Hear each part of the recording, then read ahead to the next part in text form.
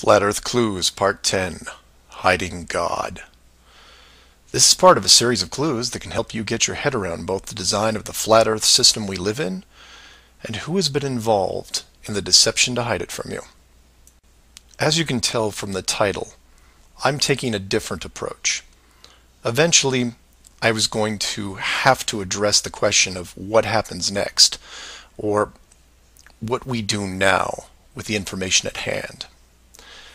If you've made it through the guide and the first 9 clues, then at this point you're either buying into the flat model or on the fence. If this is the first one you went to because of the title, I recommend you go back, because we're not going to do much in the way of reviewing.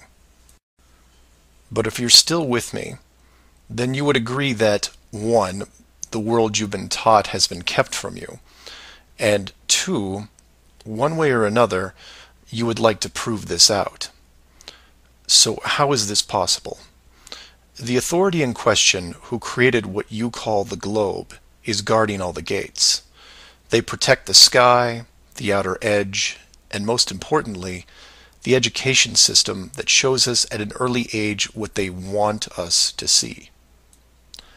Nobody listening to this has their own spaceship or advanced rocket program. Nobody actually owns a long-distance icebreaker. And while some of you may have a private plane, I wouldn't recommend testing a military barrier that technically doesn't exist. But then again, you have to remember that this is not the story of David and Goliath. The hidden world was never going to be sustainable forever. As a civilization evolves, the tools the authority uses as a method of control become more vulnerable. I've learned many things about systems over the years, and one thing that I find most interesting is as layers of strength increase, the higher the chance that they can be used to your advantage.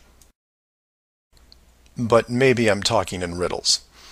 I should be boiling it down to what can be done by showing you what's being hidden, what's important, and how it can be spread to others without looking like a crazy person. To be clear, and I can't stress this enough, do not start conversations with the word flat Earth.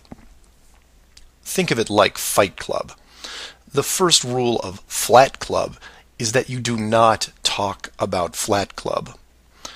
Before you started waking up and watching all these things, you were like me. You laughed and mocked everything that was flat Earth.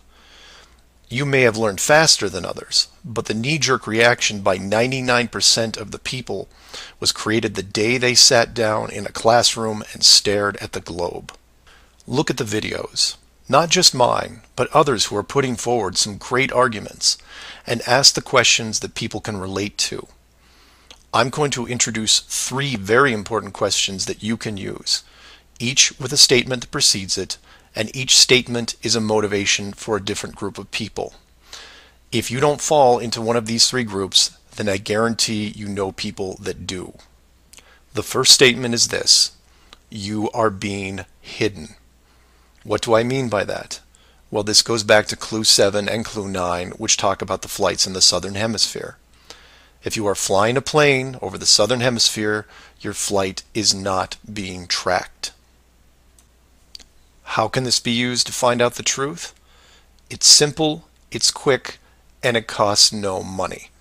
No matter what country you live in, send a quick note to your local, state, or federal representative and ask them this question: why are citizens of our country flying over oceans without the safety net of the GPS system? And remind them that GPS stands for global, not partial.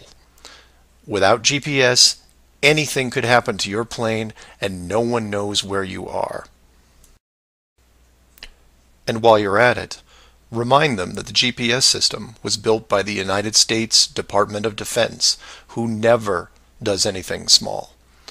The system that is in effect now has what appears to be huge, deliberate gaps in the Southern Hemisphere only. Do not mention flat Earth. Just voice your concern about the safety of you, your loved ones, and your fellow citizens. Will they get back to you? Possibly. Will they give you a satisfactory answer? Not a chance, because they will only have what the military gives them. What this will do, however, is create a unique buzz in certain circles that may prove to be useful later. The more politicians or high-ranking officials you contact, the greater the noise. The motivation here, as you can tell, is general public concern. The second statement is this: wealth is being hidden. What do I mean by that? Goes back to Clue 2 and every other mention regarding Antarctica.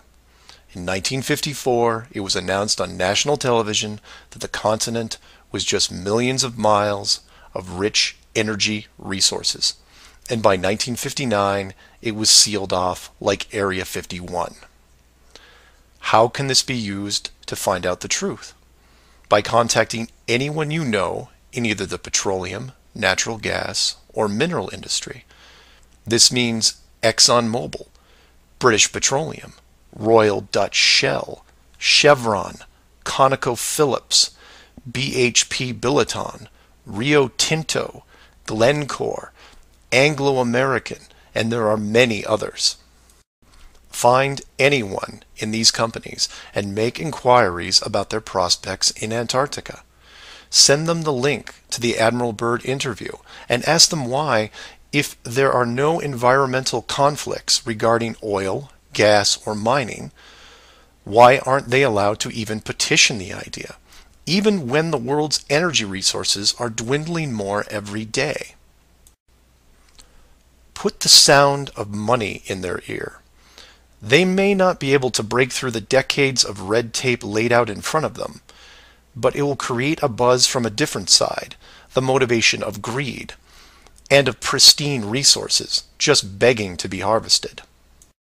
And finally, to preface the third statement, I need to thank all the people who have sent me stacks and stacks of biblical scripture, asking me to stop dancing around the title of the flat model and call the structure what it really is.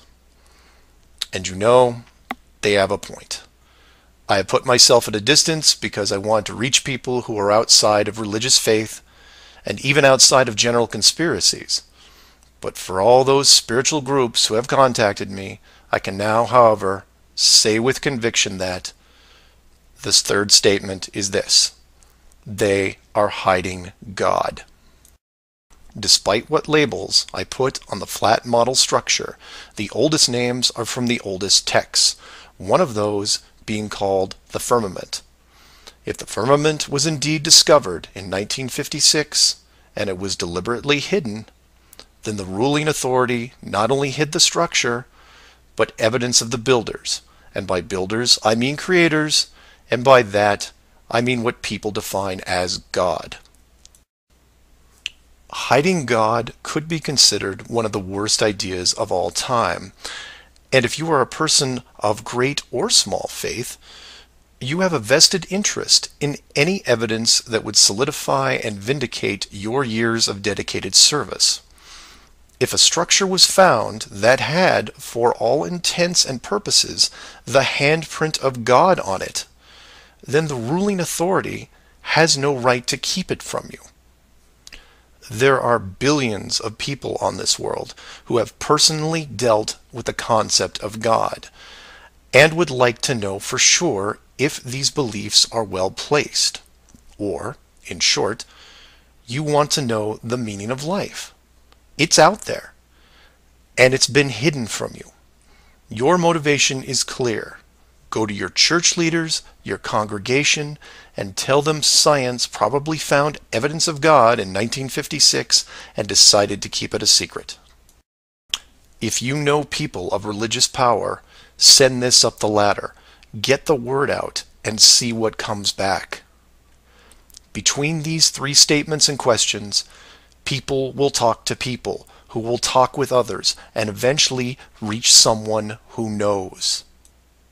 This isn't a grassroots or groundswell movement that takes a long time, because the system that has been used to mold and control you these past years has been based on speed, and by that I mean real time. All it takes is a single video, a memorandum, one whistleblower, one key person, and everything changes, not in months or weeks or days, but hours. And in those hours, everything changes because of the speed. People all over the world wake up and look at the sky with new eyes, and things start to get better. One person. That's all it takes. One person to come forward and share what has been hidden for so long. Maybe someone who is tired of all the games. Maybe someone who has gone year after year burdened by such a heavy secret. Maybe you, who are listening right now, who is looking for a reason to come forward. This is it. And if you don't want to walk into the light and be the hero, I understand. But if you can't, for whatever reason, then be anonymous. Share the message and help us make this world better, because it can be better. For everyone else, give this person an opening. Give them the opportunity and give them the support they need to help reclaim what's left of our civilization, because we need it now more than ever. I will keep spreading the word for as long as I can, in hopes that everyone that hears it starts seeing things with new eyes. And I encourage each of you to do the same. And maybe one day we will learn to treat others better than we treat ourselves.